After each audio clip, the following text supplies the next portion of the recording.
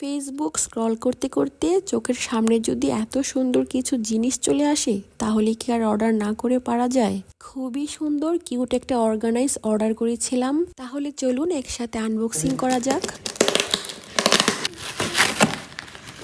মূলত এটা বিগ সাইজের একটা চায়ের কাপ ছিল।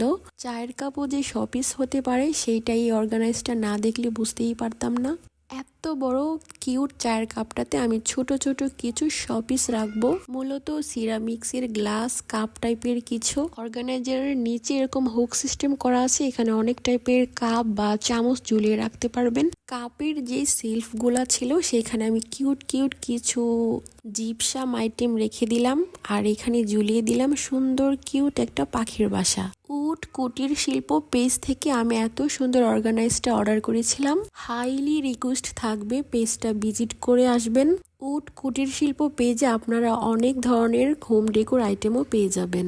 আপনারা ইচ্ছে করলে অনেক ধরনের প্রোডাক্ট কাস্টমাইজ করে নিতে পারবেন ভাইয়াদের কাছ থেকে। আমার বাবুর কোয়েল পাখির ডিম রাখার জন্য আমি এইটা নিয়েছিলাম সাথে। কেমন লেগেছে আজকের ভিডিও?